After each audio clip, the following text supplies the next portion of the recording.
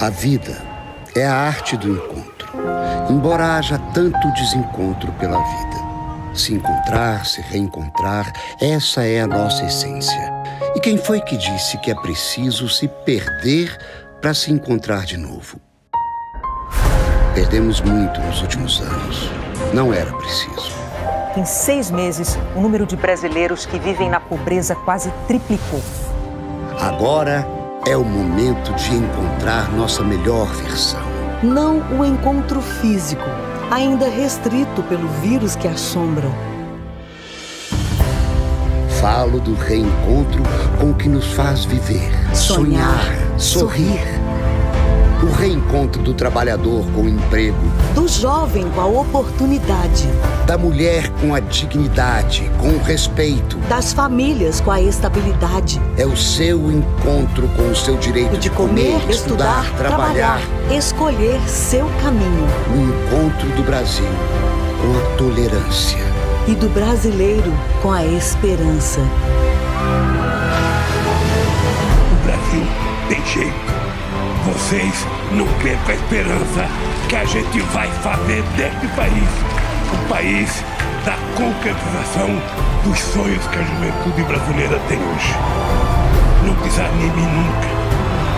Jamais podemos deixar de sonhar, de acreditar e de realizar. Porque com esperança no peito é possível voltar a sorrir. E trazer de volta o Brasil ao povo brasileiro.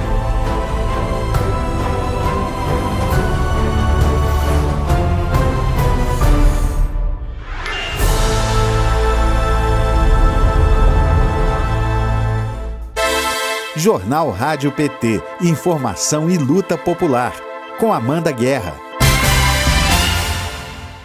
Terça-feira, 1º de março de 2022. Acompanhe agora a reprise da entrevista com o ex-ministro da Justiça, Eugênio Aragão.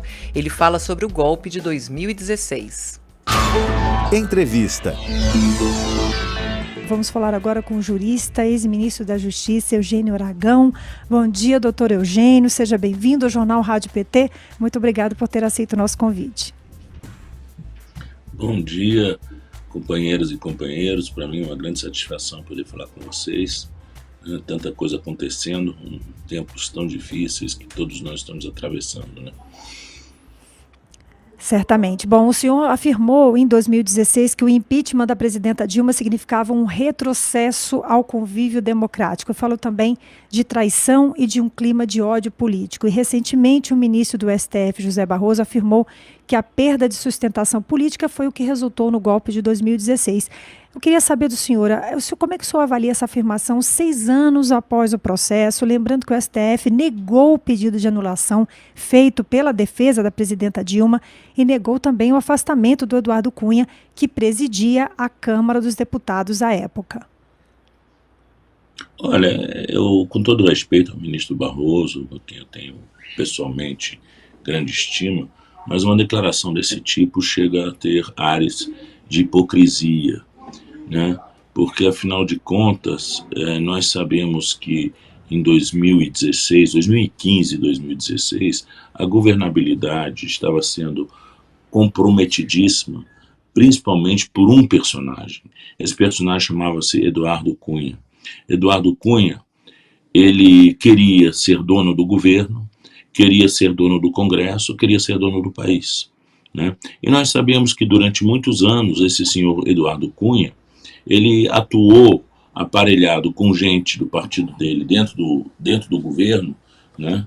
Tirando recursos, fazendo uma bandalheira danada para poder fazer um caixa e eleger uma bancada, segundo ele mesmo dizia pelo Congresso afora, uma bancada de 100 deputados, né, que viessem a lhe dar suporte. Ou seja, Eduardo Cunha queria ser o rei do Brasil, e claro que para o rei do Brasil não havia espaço para a presidenta Dilma Rousseff, né? Então, a crise política, a falta de sustentação de Dilma tem um nome, né? Tem um nome de Eduardo Cunha, né? Isso a gente não pode esquecer. A presidenta mandava as medidas provisórias, os projetos de lei para a Câmara dos Deputados, e o senhor Eduardo Cunha, sem qualquer base regimental ou qualquer base constitucional, devolvia, pura e simplesmente, devolvia esses projetos para o governo e se recusava a dar andamento, a dar, vamos dizer, a submeter esses projetos às comissões e ao plenário. Portanto, o que aconteceu é que houve, a partir daí, uma total paralisia do governo, com base em um personagem e, claro, em pessoas que estavam à sua volta, né, muito concupiscentes dos recursos da União, né, e também de cargos, né, sem contar com o vice-presidente Michel Temer, né, que estava mancomunado com essa gente, né, doido para assumir o cargo da companheira de chapa dele, né, que, afinal de contas, os dois foram eleitos juntos numa chapa, mas o que o companheiro de chapa deve ao seu outro companheiro de chapa é, sobretudo, lealdade, sobretudo, cooperação, e nada disso Michel Temer fez. Bem pelo contrário, lembra vocês a uma carta patética, né, quase que lembrava uma carta de despedida de Michel Temer do governo,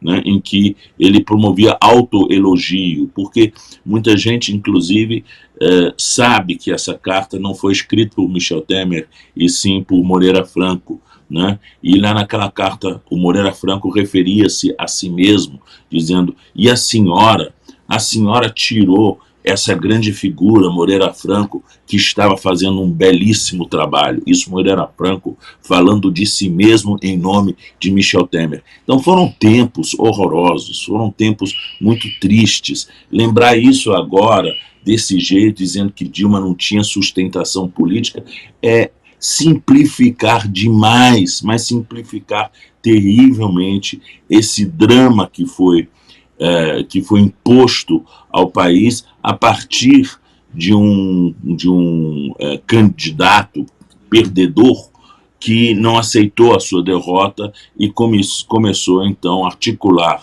com os inimigos da democracia a derrubada da presidenta. Doutor Eugênio, o senhor traçou aí um quadro muito claro dessa aliança entre Centrão, capitaneados, liderados por Eduardo Cunha, essa figura nefasta da política brasileira, e, ao mesmo tempo, no Palácio do Planalto, ali dentro do Palácio do Planalto, Temer maquinando tudo isso. Algum outro elemento o senhor colocaria nesse cenário, na sua avaliação do golpe, do que teria motivado o golpe? Veja bem, falam muito na situação econômica. A situação econômica do Brasil realmente havia se deteriorado, né? Havia se deteriorado como um impacto tardio da crise de 2008, afinal de contas, o preço das commodities no mercado internacional despencou, e isso, claro, que tinha reflexo direto sobre uma economia exportadora de commodities como a nossa, mas veja, esses fatos são fatos que são administráveis dentro de um governo quando ele está plenamente capacitado e plenamente apoiado pelas instituições, né? Eram fatos que não dependiam de Dilma, não eram fatos que dependiam de ninguém, era uma conjuntura internacional, né? E numa conjuntura internacional negativa, o que as instituições de um Estado democrático devem fazer é se unir, né, para tentar enfrentar esse momento de crise. Foi feito o contrário. Essa crise internacional foi aproveitada, né, por esses setores golpistas para transformá-la em um discurso de incompetência da presidenta Dilma, o que não é verdade. A presidenta Dilma era uma pessoa extremamente preocupada, trabalhadora. Eu tive oportunidade de ver a presidenta Dilma no Palácio do Planalto, despachando de manhã até tarde da noite, né? E sempre levando todos os assuntos de uma forma muito séria, muito diferente desse moleque que hoje ocupa a cadeira de presidente da República, né? Então, o que houve, sim, a falta de apoio que houve, foi, na verdade, uma conspiração, uma grande conspiração tolerada tolerada, infelizmente, né, pelas instituições nacionais, principalmente pelo Supremo e tudo, como dizia, né, na época, o ex-líder do governo, né, o senador Romero Jucá. Era com o Supremo e com tudo, ou seja, estava todo mundo, de alguma forma, conspirando, né, para tirar Dilma da cadeira.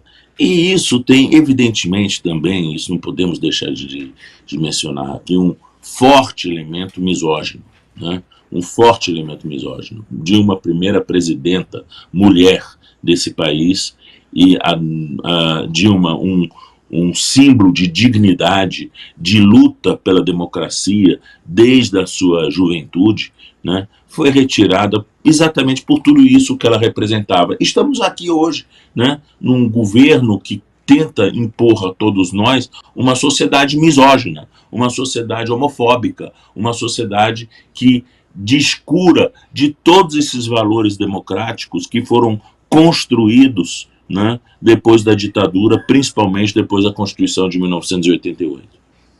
Perfeitamente. Nós estamos conversando com o jurista, ex-ministro da Justiça, Eugênio Aragão, que gentilmente aceitou o nosso convite para essa boa, excelente conversa. Nós já falamos sobre o papel do Congresso, ou melhor, especificamente da Câmara dos Deputados, mas gostaria de voltar para o Judiciário. O senhor já afirmou que desde o mensalão a cúpula do Judiciário só decide olhando para a janela. O senhor pode explicar essa afirmação? O que isso significa? Eu lembro de uma frase uma vez do ministro Joaquim Barbosa, num dos bate-bocas dele com o ministro Gilmar Mendes, em plenário do Supremo Tribunal Federal, televisado para o país inteiro, em que ele gritava para o ministro Gilmar e dizia: ministro Gilmar, o senhor está destruindo esse país. Olha para as ruas, olha para as ruas, olha em sua volta. Como se isso fosse papel de juiz, olhar para as ruas, né? O papel de juiz é interpretar as leis, pura e simplesmente isso.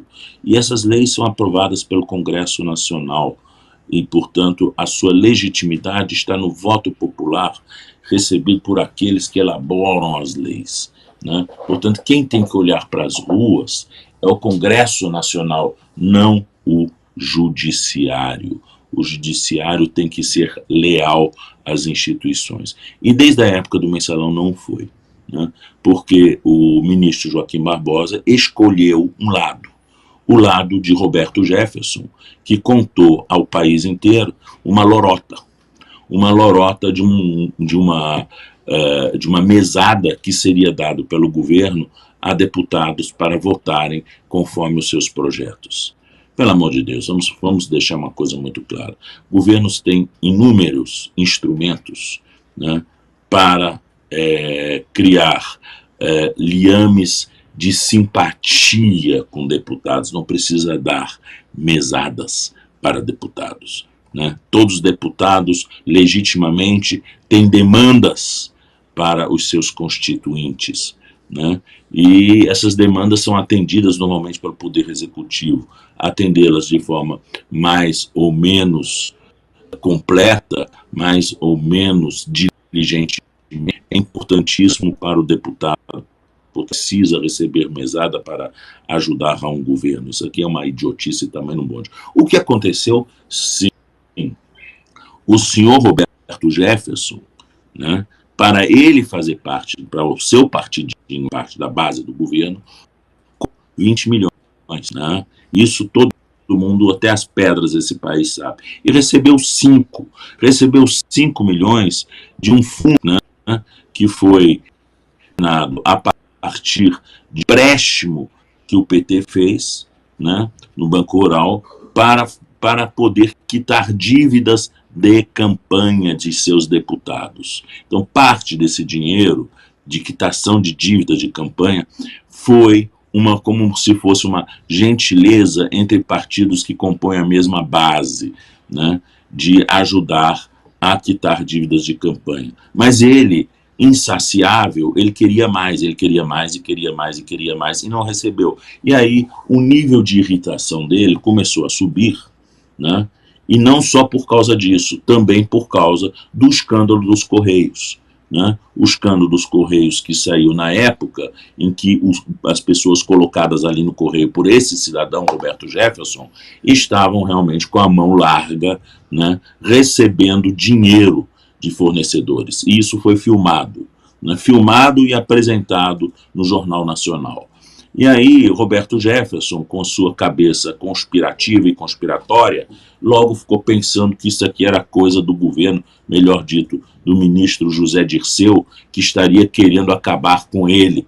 Né? Ele ficou interpretando que aquilo lá foi inoculado pelo governo para acabar com os seus asseclas dentro do governo, quando na verdade depois ficou muito claro que quem estava por trás de todas essas maquinações de fazer filmes e dificultar a vida do governo, na verdade era Carlinhos Cachoeira e sua companhia, portanto não tinha nada a ver com José Dirceu, né? Mas ele achou que era José Dirceu e ficou com ódio de José Dirceu. Ficou com ódio de José Dirceu, ele é uma pessoa completamente destemperada, sobe na tribuna e começa então a inventar essa história da mesadinha dos parlamentares. Roberto Jefferson, que é advogado de júri, né, conhece muito bem essa retórica barata de júri para convencer jurados. Né? Então, ele conseguiu inventar uma tese que nunca foi provado, porque jamais foi provado que o PT distribuiu mesada para qualquer deputado, quem quer que seja. E aqui, aliás, eu devo lembrar ao meu amigo, infelizmente, que já se foi, Luiz Carlos Sigmaringa Seixas, né, que na época era vice-líder do governo. Certa feita, o Sig disse para mim assim: Eugênio, se isso tivesse existido, essa coisa de mesada, né, para os parlamentares, eu que era vice-líder do governo e tinha que negociar as pautas com deputados de outros partidos, eu seria o primeiro a saber que existia essa mesada. Mas eu vou lhe dizer uma coisa, eu nunca ouvi falar nisso. Isso não existe. Né? Bom, como eles não acharam a mesada, como nunca acharam a mesada, o senhor Joaquim Barbosa então inventa um tal de desvio de recursos da VisaNet, né? E lembrando a vocês que a VisaNet é uma entidade privada, completamente privada, não tem nada de dinheiro público lá dentro. Né? É uma entidade, hoje, vamos dizer, ela é um sistema de pagamentos por maquininhas, não é isso? Mas a VisaNet, ele era composto pelo Itaú, pelo Bradesco e pelo BB Participações. BB Participações não é o Banco do Brasil, é um fundo privado administrado, como qualquer banco faz, pelo Banco do Brasil, mas o dinheiro que está lá dentro é dos investidores, ou seja, é um fundo de investimento. Né? Então, esses três criaram a VisaNet, que hoje é o sistema Cielo. Né? Criaram a VisaNet, e a VisaNet distribuía para os seus componentes, o BB Participações, o Itaú e o Bradesco, recursos para poderem fazer propaganda da bandeira VisaNet. Né? E foi feita uma auditoria sobre esses recursos de publicidade da bandeira. E essa auditoria concluiu que os recursos foram plenamente utilizados de forma adequada nessa finalidade de fazer publicidade da bandeira VisaNet. Portanto, não houve nenhum desvio de recurso da VisaNet. Por algum motivo, inventam que esse recurso da VisaNet é recurso público. Alguns dizem recurso público por destinação, porque serve ao Banco do Brasil. Esse dinheiro não era público, não se tocava com o Banco do Brasil. No Banco do Brasil havia uma diretoria de publicidade, claro que havia, mas essa diretoria de publicidade não fazia publicidade da VisaNet, fazia publicidade do Banco do Brasil. Né? E o diretor de publicidade, né, do Banco do Brasil era o Henrique Pisolato. Só que Henrique Pisolato jamais tinha condições de pegar um tostão da VisaNet, porque ele não administrava a VisaNet. Ele não tinha nada a ver com isso. E, no entanto, acusam Pisolato de ter sido quem teria desviado recursos da VisaNet que jamais foram desviados e que jamais foram recursos públicos e sim recursos privados. Portanto, a história toda ela mal contada. Pior de tudo é o seguinte, que todos esses elementos que eu estou contando para vocês estão dentro dos autos, estão dentro do processo. Portanto, o senhor Joaquim Barbosa tinha conhecimento disso tudo, né? Mas inventaram essa lorota da VisaNet. E a coisa foi tão longe, tão longe, tão longe, que disseram que os dois empréstimos tomados pelo Partido dos Trabalhadores no Banco Rural seriam, na verdade, simulações, que nunca teriam existido esses empréstimos. O dinheiro realmente usado era da VisaNet. Pois bem, o PT foi executado pelo Banco Rural na Justiça e teve que pagar esse recurso desses dois empréstimos, né? Aí, quando foi a prestação de contas do PT no Tribunal Superior Eleitoral a respeito desse recurso do Banco Rural, o Tribunal Superior Eleitoral, isso foi em 2015, resolveu simplesmente dizer que o PT mentiu ao tribunal porque esses recursos não existiam e aplicou uma multa astronômica ao PT por causa desse recurso do Banco Rural. Eu, na época, era vice-procurador-geral eleitoral e eu pedi a palavra. Eu disse para o ministro Dias Toffoli, que na época presidia o tribunal, eu disse, mas ministro, esse dinheiro do PT, esse dinheiro do Banco Rural foi executado, o PT pagou esse dinheiro, está aqui nos autos, esse dinheiro foi pago por ordem judicial, foi pago, então esse empréstimo existiu, isso é tão coisa julgada quanto o mensalão. Aí o ministro Dias Toffoli me sai com essa pérola, assim, entre uma coisa julgada do Supremo Tribunal Federal e uma coisa julgada de um juiz de primeira instância, eu fico com a coisa julgada do Supremo Tribunal Federal. Ou seja, ignorou totalmente o fato de que o PT pagou o Banco Rural. Portanto, a realidade é o seguinte, o PT, sim, ele precisava pagar a dívida de campanha de deputados, ele tirou empréstimos bancários para este fim, ele pagou dívidas de vários deputados, inclusive de outros partidos, né? E foi punido por isso. Inventaram que esse dinheiro era um dinheiro público retirado do VisaNet, sendo que o VisaNet era dinheiro privado, nunca se tirou um tostão do VisaNet, e quem foi culpado de tirar dinheiro do VisaNet não tinha nada a ver com a VisaNet, jamais trabalhou na VisaNet. Doutor Eugênio, o senhor é mais um que vem reconstituir a verdade a respeito do PT. A gente sabe que há um esforço tremendo da comunicação do Partido dos Trabalhadores e das Trabalhadoras, do Instituto Lula, da Fundação Perseu Abramo, em iniciativas como essa, né, do Memorial da Verdade, para a gente ir retomando a verdade dos acontecimentos. Todos os dias a gente vê aqui e ali arrependidos, né, do que fizeram, saindo aí nas manchetes dos jornais mesmo de uma maneira estranha como essa do ministro Barroso. Quero dizer que é importantíssima essa conversa e lembrar as pessoas que estão na nossa sintonia pela Rádio PT e pela TV PT que haverá uma reprise dessa nossa conversa hoje às 15h e também vamos fazer um podcast da nossa conversa para que todo mundo que está chegando agora no nosso programa possa ouvir e assistir e ouvir de novo. O chat da cidadania não para, nossa audiência não para de crescer. As pessoas estão mandando milhares de perguntas, eu nem sei o que eu vou fazer aqui, eu vou pela ordem. O amigo Gil Oficial está dando bom dia ao amigo Eugênio. A Girassol Nascente, ou o Girassol Nascente, eu também não sei se é menino ou menina, parabéns, queridíssimo ministro, o senhor está certíssimo. Já o José Wilson já tem a primeira pergunta, mas eu tenho mais de 3 aqui. A Lava Jato foi fundamental para criar o cenário do golpe? Onde erramos? Faltou articulação das bases democráticas? Essa é a pergunta do José Wilson. Agora, segura um pouquinho aí, segura que aqui tem, a Maryland está dizendo, bom dia, Jornal Rádio PT, muito bom ouvir, bom dia também para o ministro Eugênio Aragão. Aqui, olha, tem também da Inês Lopes. Bom dia, não dá para perder essa voz tão lúcida e inteligente do doutor Eugênio Aragão. Tem uma outra pergunta da Josi Negreiros, ela fala lá de Porto Alegre. Qual foi o papel do Marcos Valério nessas patifarias todas contra o PT e contra José Dirceu? Vou parando por aí, daqui a pouco tenho mais perguntas para você.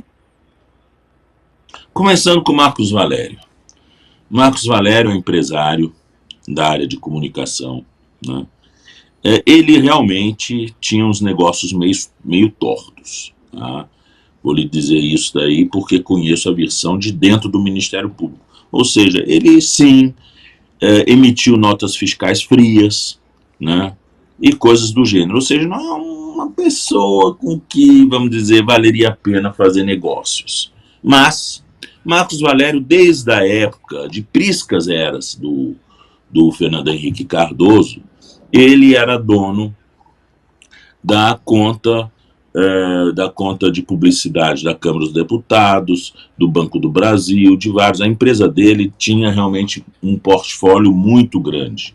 Foi apresentado ao PT, à Secretaria do PT, como uma pessoa que poderia fazer um trabalho de publicidade para o PT, e como ele vamos dizer, ele tinha um capital de giro muito grande, né, ele poderia facilitar também a gestão dos recursos a serem destinados para deputados pagarem suas dívidas de campanha. O que aconteceu? O dinheiro que saiu do PT, daquelas duas contas do Banco Rural, daqueles dois empréstimos do Banco Rural, foram entregues para Marcos Valério fazer a administração, né, desses recursos para vários deputados poderem pagar suas dívidas. Lembro aqui um dos deputados que pagou suas dívidas, que é uma pessoa absolutamente honesta e sofreu horrores, né, foi o nosso querido João Magno, né, lá de Minas Gerais. João Magno pegou, me parece, 300 mil reais com Marcos Valério, pagou suas dívidas todas, abriu uma conta, como lhe foi dito, abriu uma conta própria para isso, pagou suas dívidas todas, fez a retificadora de sua prestação de contas no TSE e devolveu as sobras de dinheiro para o Marcos Valério, que disse, bom, agora as contas estão resolvidas. Por conta desse empréstimo para o Marcos Valério, João Magno entrou no mensalão, porque os meninos que fizeram a denúncia do mensalão queriam ter 40 acusados. Então João Magno entrou nessa também. João Magno passou horrores e no final do mensalão ele foi absolvido, mostrando que o seu procedimento foi absolutamente regular, não teve nada de errado.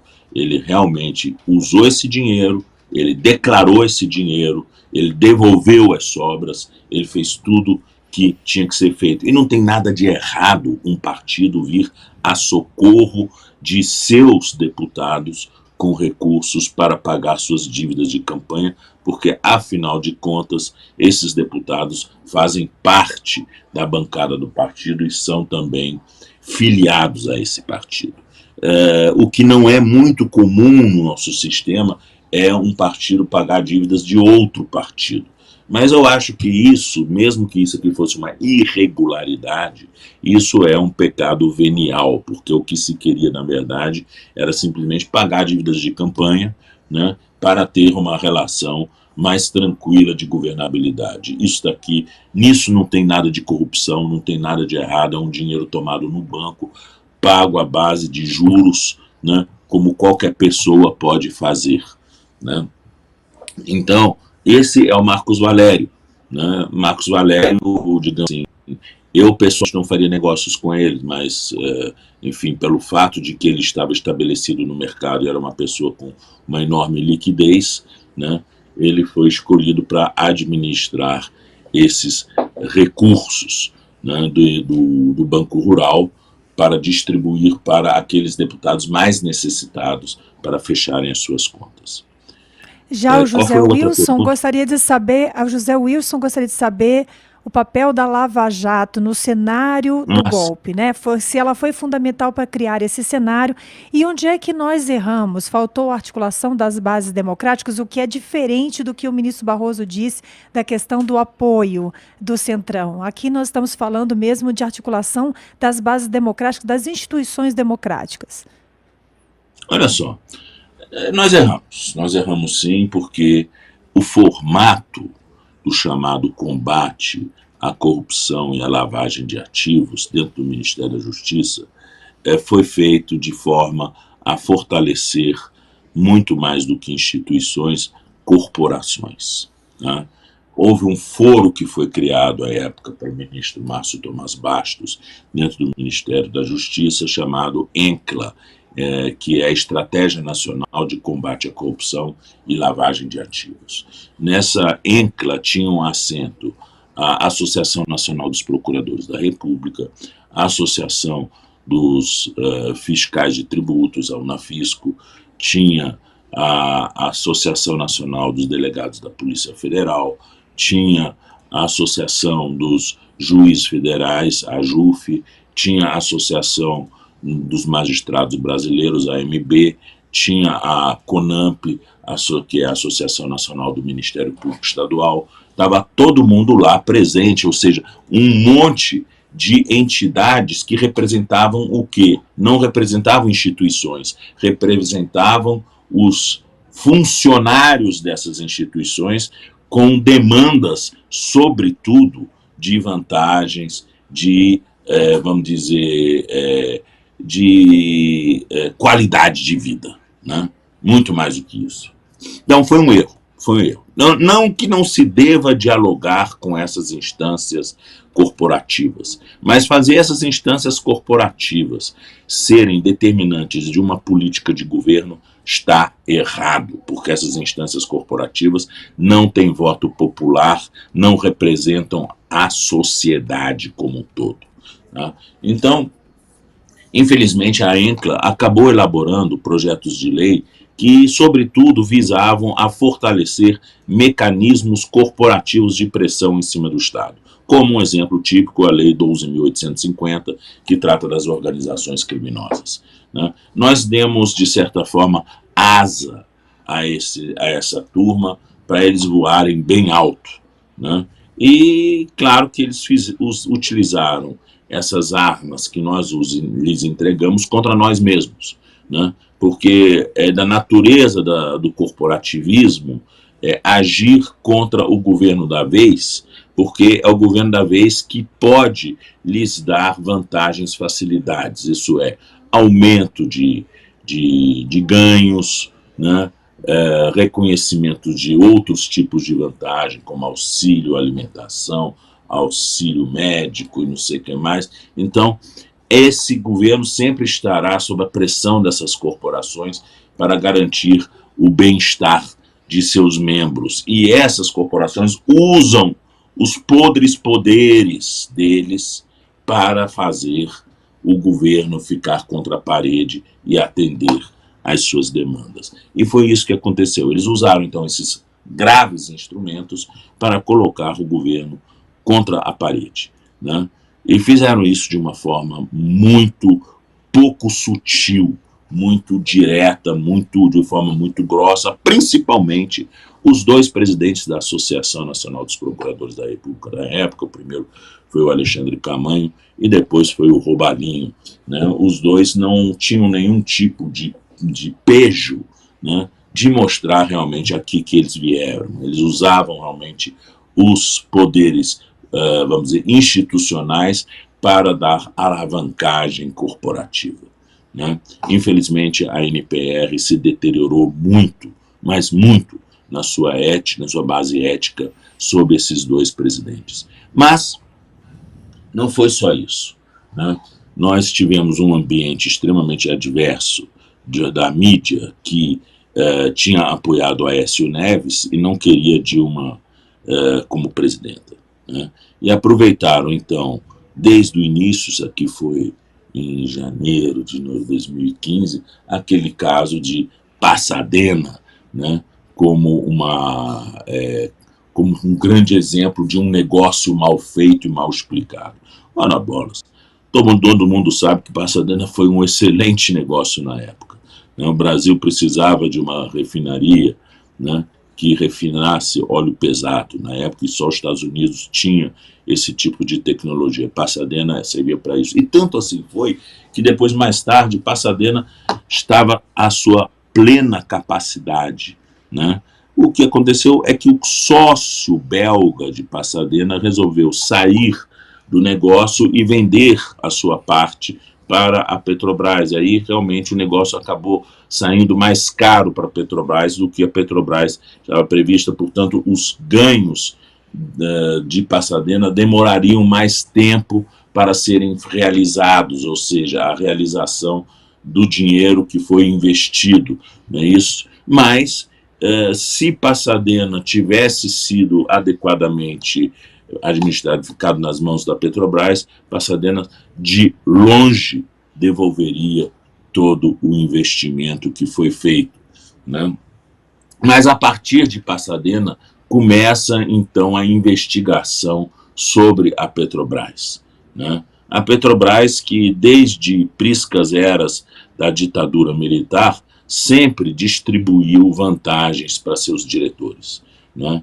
Ser diretor da Petrobras na época de Shigeaki Ueki já era, na Wall Street, conhecido como um babado dos mais maravilhosos, né? Era assim um maná você ser diretor da Petrobras. A Wall Street inteira sabia isso, da época de Shigeaki Ueki, portanto, na época do governo Médici, né? Então, isso até aí nada de novo. E bem pelo contrário, Dilma resolveu botar ordem lá dentro. Tirou alguns diretores, né? Começou a fazer a reestruturação para botar moralidade lá dentro da Petrobras, né? Claro que o sistema era extremamente intrincado, é uma empresa enorme, é uma das maiores empresas do mundo, era uma das maiores empresas do mundo. A governança de uma empresa dessa é extremamente complexa, né? Você não resolve problemas em uma empresa desse tipo da noite para o dia. Mas a Petrobras passou a ser o grande tema, né, da derrocada do governo Dilma, né? E isso claramente com objetivos econômicos, de destruir a base empresarial da Petrobras e permitir que empresas estrangeiras pudessem meter a mão no pré-sal, né? Isso, sem dúvida nenhuma, foi uma das grandes razões do golpe, né? É só ver o que aconteceu depois do golpe. O ministro, doutor Eugênio, a gente não consegue ouvi-lo. O senhor nos ouve? Portanto, a senhora pronto. Teve uma interrupção. Okay. Então, isso. Naquela época já a gente viu qual era o objetivo do golpe. O objetivo do golpe tinha um nome, chamava-se Petrobras, né? E, claro, a Lava Jato foi o grande instrumento de destruição da Petrobras, e não só de destruição da Petrobras, de toda a indústria que lhe dava suporte, principalmente na área de engenharia civil, de engenharia naval e também de suporte à produção petrolífera, né? Isso foi tudo massacrado pelos governos posteriores, e hoje o Brasil vive esse dilema de pagar um combustível a um preço de um mercado escandinavo, né, com um salário dos mais baixos que nós já tivemos nos últimos tempos e, portanto, não permitindo a população sequer pagar o combustível de sua locomoção. E isso interfere, claro, em toda a cadeia de preços, porque todos os bens são transportados no Brasil por via rodoviária, e isso significa, portanto, um encarecimento geral da vida, o que nós estamos todos hoje percebendo nos nossos bolsos. Rádio PT, aqui toca democracia.